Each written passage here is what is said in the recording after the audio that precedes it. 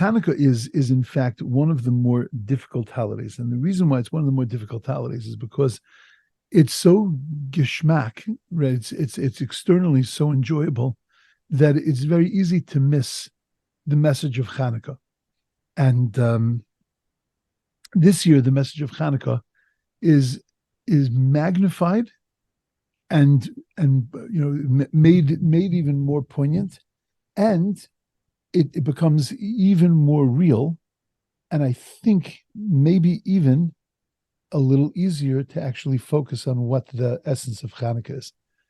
I don't need to take cracks at it. And as everybody knows, the essence of Hanukkah is not the latkes, and it's not the sufganiyot. Here in Israel, sufganiyot is like sushi in America. It's like, it's the to die for food, and they spend so much time shaping them and forming them and making them and decorating them and doing everything. It has absolutely nothing to do with Hanukkah. The latkes have they all have, because of oil, so you can get it in on the side that way, but they have nothing to do with Hanukkah. The thing that really has to do with Hanukkah is the thing we pay the least attention to, and that's the menorah and the dovening. Those are the two things. The davening, those are the two things that are the most important part of Hanukkah. The Gemara tells the story about what Hanukkah is, and then the Gemara says that after the miracle, when Judah the Maccabee and his army came into the temple, and they rededicated the temple, they built the menorah, they lit the menorah, they found one cruse of kosher oil, and they lit the menorah. And then years later, and it's not clear how many years later, but years later, either the next year or according to some, it was actually a large passage of time, came the realization that this was a spiritual day. This was a day where there was a particular light on this day, a particular light of God on this day. And they instituted that it was going to be a holiday. And the holiday they instituted, as the Gemara says, is lahodos ulahalo, to give praise and thanksgiving to God. And that is what the essence of Hanukkah is. The lighting of the menorah is only a vehicle to give praise and thanksgiving to Hashem. And it's not, and again, if you were to go around the world and ask people what's Hanukkah, you'd get a lot of beautiful answers, but very few of them would contain the words praise and thanksgiving to God. You would get about lighting the menorah, about remembering the resilience of the Jew, about all of that, but praise and thanksgiving would not necessarily be there. So I want to uncover today a little bit of what the essence of Hanukkah is. It's nothing that I've never said before, but it's always very good to chazer it over, to review it over, to be able to stick it in our eyesight when we light our menorahs.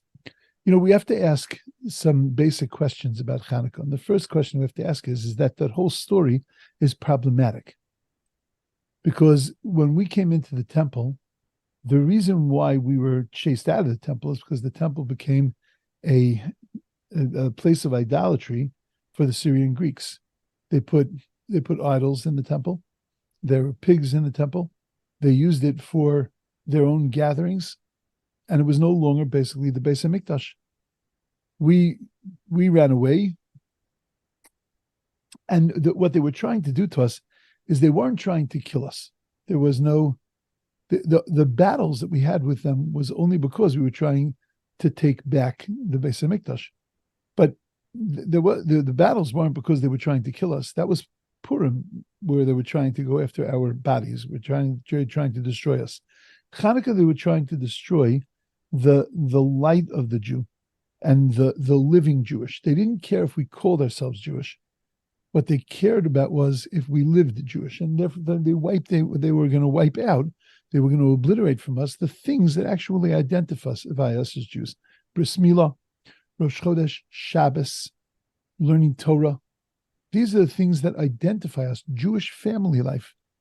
They were going to wipe out Jewish family life. They made a rule that anybody who was going to get married had to be taken to the governor and had to have relations with the governor the night before their wedding, like a bachelor party or a bachelorette party.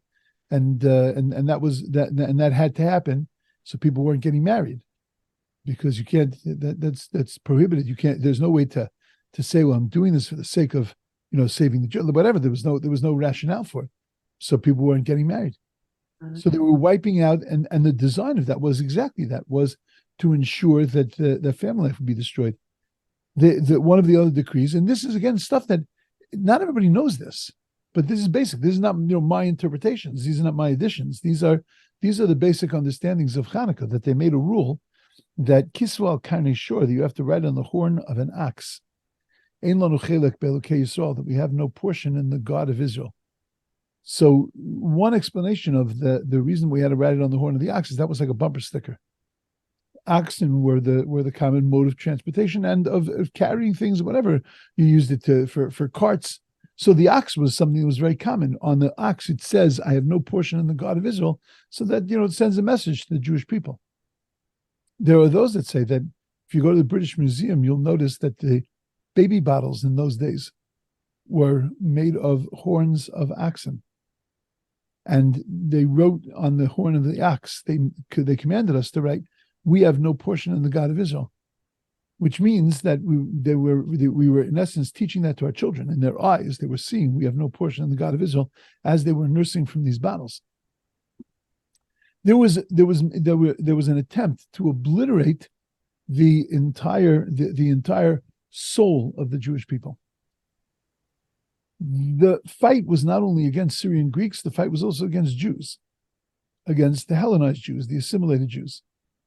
The assimilated Jews were not calling themselves Goyim. They weren't calling themselves, heathens, or I say, non-Jews.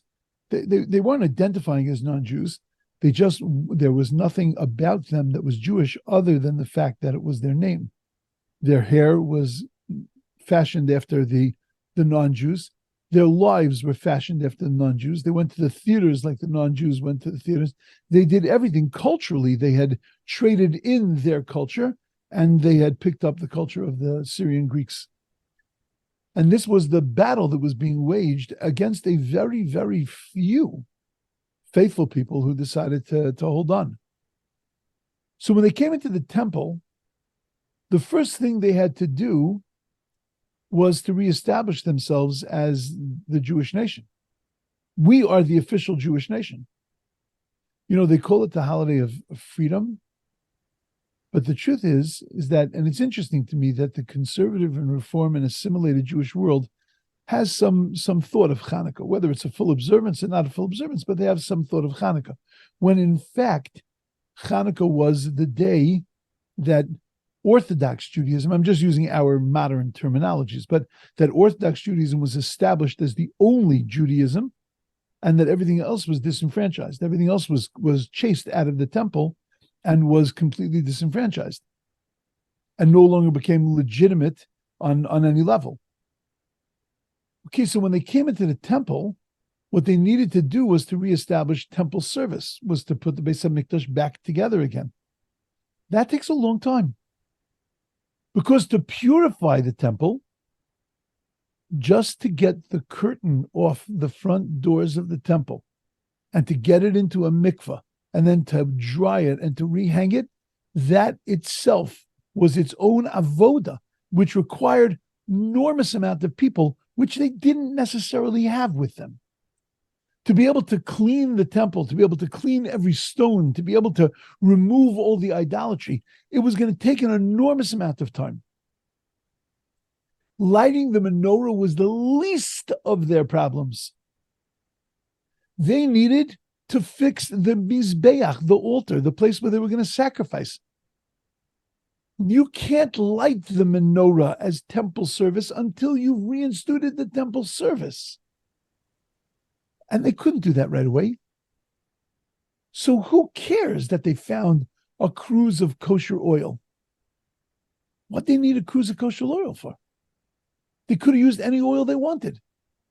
They could have gone to the store and picked oil off a shelf. They could have done anything. They could have taken the oil that was impurified by the Syrian Greeks. What they need oil for? Plus, you have to wonder, and I say this every time I talk about Hanukkah, it's always mystifying to me that the oil seemed to have been the main objective of the Syrian Greeks. I got to assume that there was a lot of jugs of kosher oil that they impurified. They stuck their fingers in and they made it tameh, they made it impure. I just have a hard time painting that movie in my mind. You hear this Syrian Greek army defeating the Jewish people, and there they march into the temple. Toom, toom, toom, toom, toom, toom. They walk into the temple, and the two heads look at each other and say, Spartacus, yes, Leviticus, what do you think we should do to the Jews? I think we should go around and make all the oil impure. Boy, that'll really get those guys. Like, what is that? Can you imagine? Like, it's almost like a comedy routine. What is that? Why were they poised to go after my oil? Yeah. Do me a Lego Mago. Like, what are you going after my oil for? Who cares about my oil? Why is that your enemy?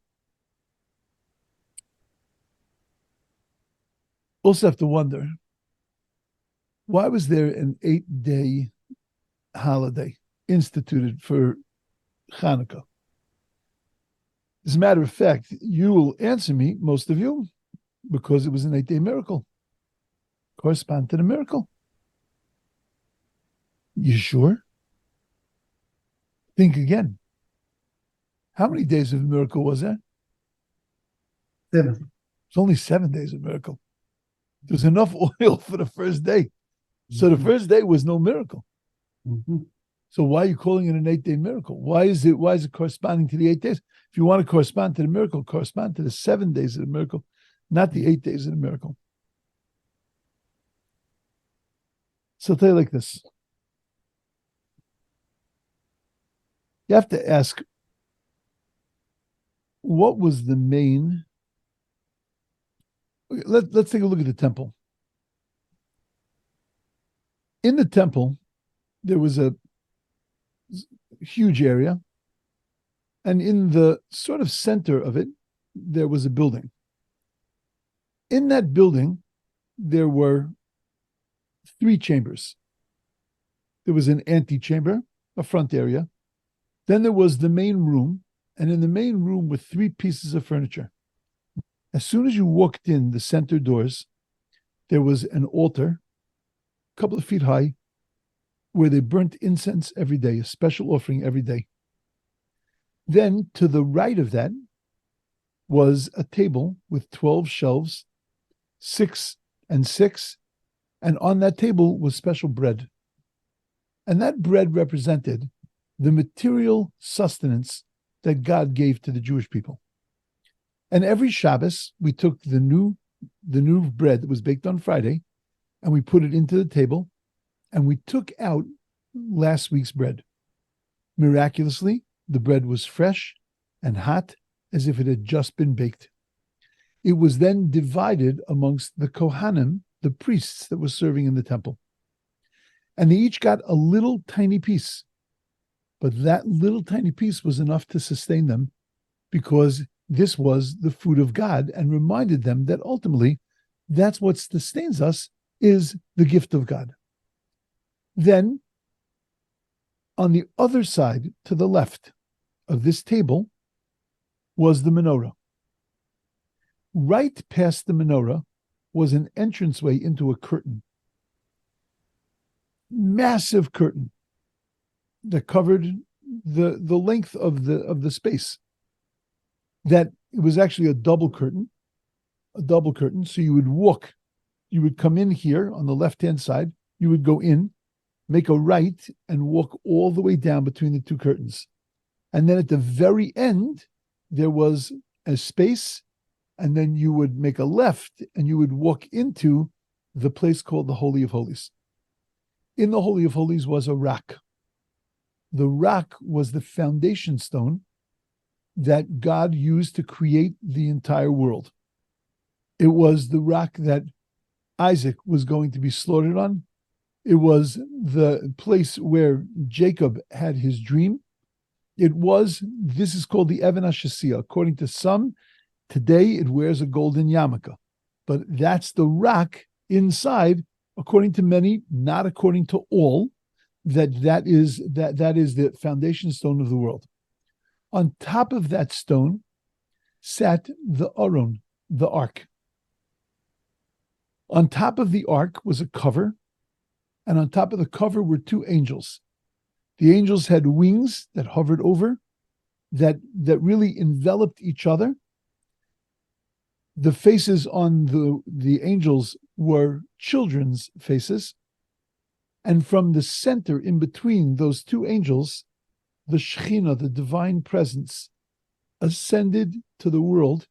And those two worlds, God's world and our world, came together. The Kodesh Kadashim, the Holy of Holies, that was the place where the Kohen Gadol, the high priest, would go in once a year and connect those two worlds by connecting with God, praying on behalf of the Jewish people, and doing a special service that was commanded it's in the Torah, that he would do every year on Yom Kippur. We reenact that service every year during our Yom Kippur davening. In that ark sat the broken pieces of the Ten Commandments, the second set of Ten Commandments, the original Torah that Moshe wrote. One of the first, when Moshe died, the day he died, he gave 13 Torahs to the Jewish people, one for every tribe, and one to be kept with the ark in the Holy of Holies. And in that ark was also a jar of mun. So that in the future, if anybody would ever question, how are we going to sustain ourselves? We point to that jar of mun, of manna, and we say, you're not going to sustain yourself. God sustains you. Stop worrying, because God is going to take care of you. That room, that chamber, was ground zero. It was the heart of the Jewish people. It was the Torah shebichsav. It represented the written Torah. It represented the mandate, the mission. It represented the entire life of the Jewish people. But not in practical terms. Because in practical terms, that written Torah, that heart, how to manifest that, how to bring that out into the world, how to bring that into our lives, that's not part of that written Torah, not part of the Ten Commandments, and is not part of the rest of the Torah that Moshe Rabbeinu gave to us. That comes from the Torah Sheba'al Peh, from the oral Torah. Many times we've spoken that in the written Torah, just to use an example, it says that you shall write them on the doorposts of your home and of your gates. But it doesn't tell us what to write. It doesn't tell us how we put it. It doesn't tell us if this is a constant mitzvah, if we do it once, do we have to do it on every home? It doesn't tell us anything. There's no way with just the written Torah to understand how do we fulfill that mandate, that mission, to make sure that we write these words on our doorposts and our homes, and we keep them with us all the time. How do we do that? Therefore, we have an oral Torah, which is to illuminate, to show the way, to give us direction of how to turn this into our practical lives. That's what the menorah represents. And that's why the menorah sits right outside of the Holy of Holies. Because the menorah is the analog to the Holy of Holies. The Holy of Holies is the heart, the written Torah, and the oral Torah is the body. The oral Torah is how we take that and bring that out to the world. It's the living Torah. And it was davka that the Syrian Greeks were trying to destroy. They weren't trying to destroy the thing called Judaism, the thing called Torah. If you don't live it, I don't care about it. If it's intellectual, if it's just a thing, if it's just a symbol, it's fine. But if it becomes your life and it identifies you, then that I have to destroy. And that's exactly what they were trying to remove from us That's why they went after the oil. Oil is symbolic to us of chachma, of wisdom. Oil is the thing that the lights come from. The lights are the illumination. It's the godliness. We spoke 2 weeks ago about the concept that Torah gives us life. The Mishnah that we were learning, it says that great is Torah because Torah gives us life both in this world and the next world. And what I wanted to do, and I didn't get to it last week, and I'm actually going to touch it now, and I'll be happy with this is enough. But what does it mean that it gives us life? Torah is our life on 2 levels. The first level is that when we learn Torah and we live Torah, so then what we're doing is we are connecting ourselves to God, and we have to recognize that in every letter of the Torah, in every word of the Torah, is embedded a spark of God. And I'm not getting super metaphysical or Kabbalistic, but that is the reason why Jews have died for Torah for 2,000 years, because Torah contains the spark of God. When Rabbi Hanina ben Trajon was sitting wrapped inside of a Torah scroll, and the Torah scroll was being burnt on his body, it was being burnt. They put wool on his heart so that he shouldn't die so fast. This is the way they tortured him. And he was on such a level, in such a presence of mind. His students asked him, Rebbe, what do you see? He said, what I see is, he was one of the 10 martyred rabbis. He says, what I see is that I see that the parchment is burning, but the osios parchos ba'avir, the letters are flying up to the heaven. The parchment can be destroyed, but the essence of the Jew, which is his Torah and his godliness, that can never be destroyed. Our connection to God and our godliness, you can't do anything with that. You can't remove that. Every time I read a word of Torah, every time I say a word of Torah, every time we hear a word of Torah, there is a spark of godliness that is renewed inside of us. When God said the Torah, when he said the words of creation, and when he told Moshe the words to write down in the Torah, in every single word, he embedded a piece of himself.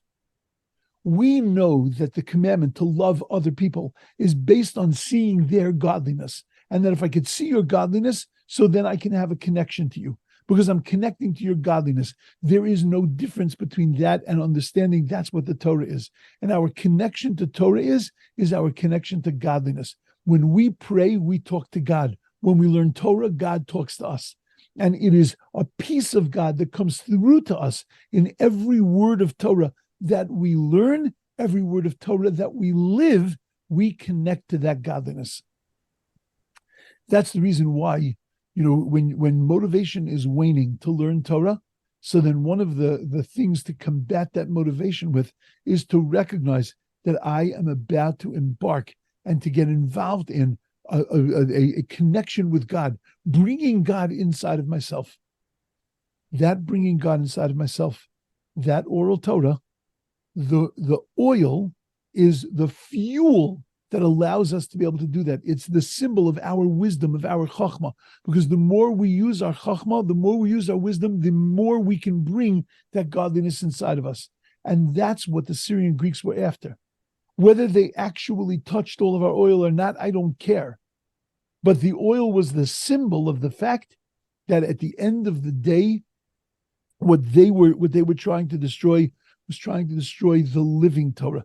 That Torah's Chaim, that Torah that had the sparks of God in it and that connected us to godliness and to the godliness in this world. When Judah the Maccabee came back into the temple, what he needed to establish is that godly Torah, not cultural Torah, not Judaism by name, but Judaism by life and living, that was back at the center of the Jewish people. And that though we had been tested and we had been trampled and we had been marginalized, we were now back in the center of the world. And the first thing that he needed to do was to hoist the flag of Torah. And what is the flag of Torah? The Torah Sheba'al Peh, the oral Torah. And therefore, the first thing he needed to do was to say that living Torah is back in our center. And that's why he needed to light a menorah. He didn't light the menorah because it was part of temple service. He lit the menorah because what the menorah symbolized. When we call the menorah the Chanukiah, we snuff out the light of Chanukkah. Because it's not a Chanukiah, it's not some new thing that was invented to celebrate Hanukkah. It's the menorah, it's the essence of Hanukkah. When we light with candles, we fulfill the commandment as the rabbis instituted it. But we don't illuminate, it's not the light of Hanukkah. The light of Hanukkah is oil. The light of Hanukkah is a menorah. I don't care what the shape of the menorah is, but it's called a menorah because what we're doing is we're re-establishing year after year after year that what is our center? Our center is not cultural Judaism. Our center is the light of Torah, is the light of God and godliness. That is the center of our lives. In order to get to that place, Yehuda Maccabee had to put his life on the line in a very dramatic kind of way. The number 8 figures important, not just because they needed that many days in order to be able to get kosher oil, but the number 8 figures in that 7 is called Teva, nature. The world was created in 7 days. That number was created by God. Because that number is not a number like 24. 24 hours, that's a number that has to do with revolutions, with suns and moons. The 30 days of a month, that has to do with revolutions. 365 has to do with the way that the whole solar system works. 7, nothing. Because 7 is nature. 7 is the number that God created for this world. 7 encompasses this world, Teva, nature, the natural world, the physical world. That's what the number 7 represents. And when you go beyond that 7, you now enter into the world of God. A baby is born and God says, on the 8th day, I want you to give that baby a bris milah. I want you to give him a covenant and put him into the covenant with me.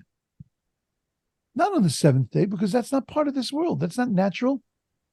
That's lemala miderech hateva. That's beyond nature.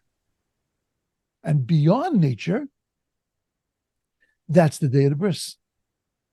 Torah. Torah is beyond nature. Because God tells us, takes us out of Egypt.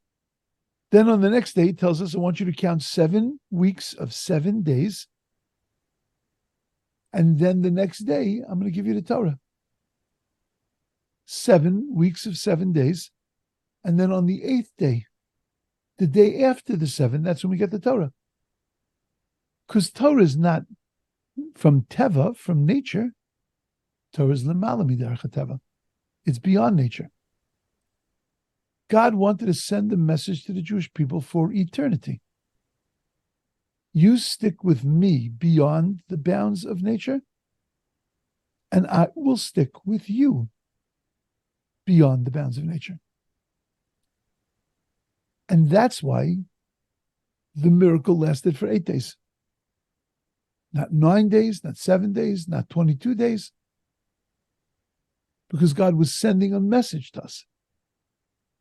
If you'll give up everything in order to rekindle those lights, in order to make sure that those lights stay strong,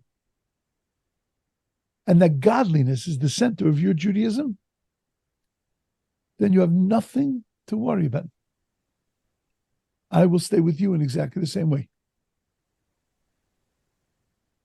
When we look at those lights of Hanukkah, we look at that and we recognize that these lights are God's promise. That as long as we keep those lights lit inside of us, we'll never fade from this world. We'll never be obliterated. And when I recognize that, I'm filled with tremendous praise and thanksgiving to God that I'm keeping my promise and He's keeping His. And every time we light one of those lights, we turn to one of our enemies. We turn to a Paro. We turn to Nebuchadnezzar. We turn to Titus.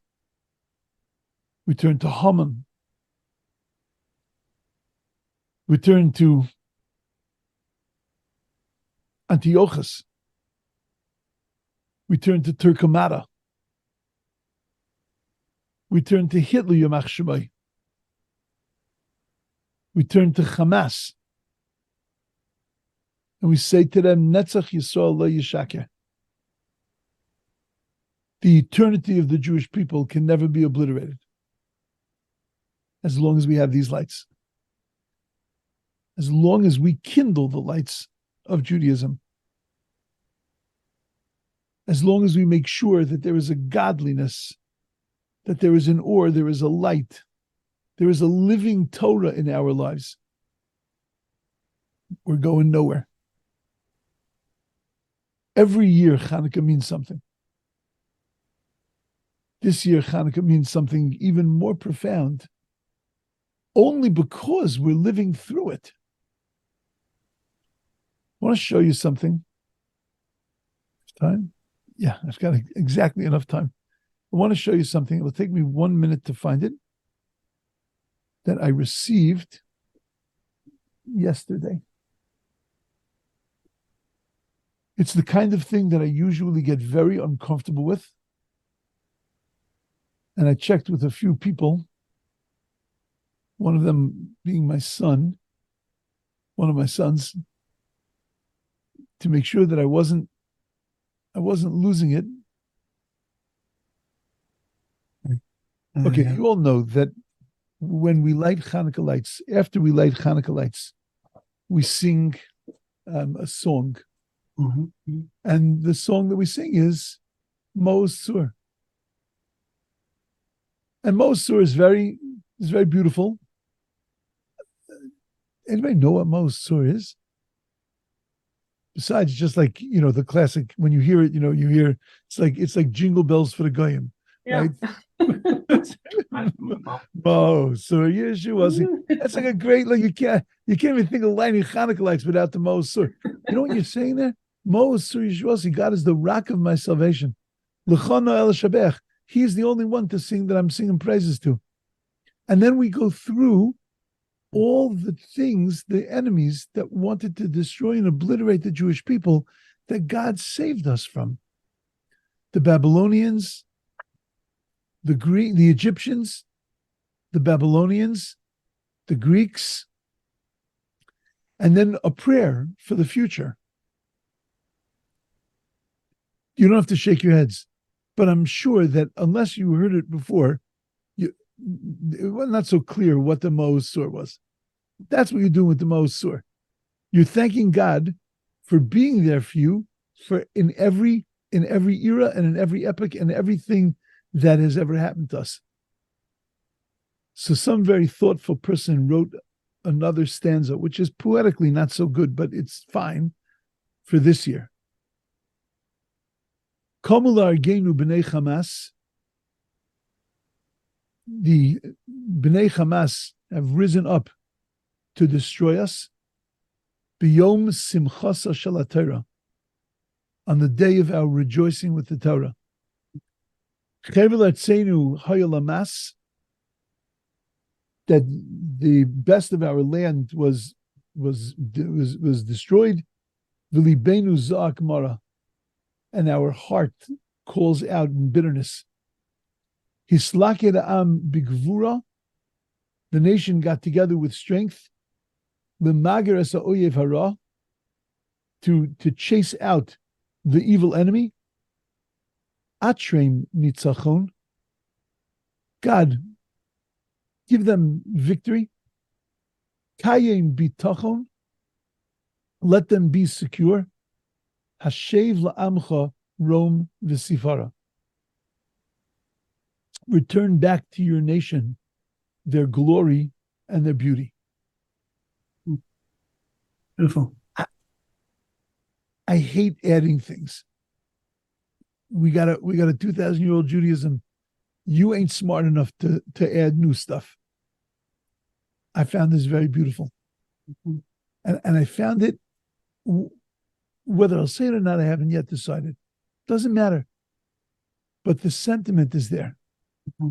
On that last night of Hanukkah, when every single light is lit, and you're standing there with that brightness of the light, and you realize what we've been through as a people, what my ancestors have been through, and what we are going through right now, the only protection, the only thing that's going to ensure that all of this wasn't for nothing, and the only thing that's going to make sure that it's not going to continue is going to be lighting that menorah. And that when we light that menorah, and that we bring that godliness into our lives, when we continue to connect ourselves to God and He continues to connect Himself to us, that's the guarantee that in the end, we'll move past this and we'll be able to see the ultimate geula, the ultimate redemption, and the ultimate salvation of Jewish people. That's my thoughts about Hanukkah. Yeah, beautiful. Thank you, Rabbi. Thank you very much. You know, the only thing, and I'll conclude with this, but that I think, yeah, I'm going to put this up online, but I think it's a good idea to sort of, go over some of these ideas. I know I twisted and turned and I asked a lot of questions. I answered a lot of questions. But I think it's a good idea. I think it's a good idea to review some of this, and to sort of incorporate it into our own lighting. Is each night as we light, we realize, this is a finger in the eye of every single one of our enemies, of every nutcase that sits on a subway and says "Free Palestine." I don't know if you saw these videos, the newest ones. Craziness. Just shouting, screaming, yelling with such anger and such and such venom, right? Free Palestine, you're genocide. I'm like, you know what, buddy? This light's for you. Yeah, this bud's for you. This light's for you. And when I light that light, that guy is gone. Yeah, that guy's obliterated because his teeth. I just took his teeth out because I brought God into the world. The second night, so the 100,000 people that are marching against the Jewish people, guess what? You're gone. Poof. Because I brought a little more God into the world. And every time I bring a little bit of God into the world, they lose their teeth. And they can scream and yell and shout all they want. But they're powerless against me. Because God is in the center of the Jewish people.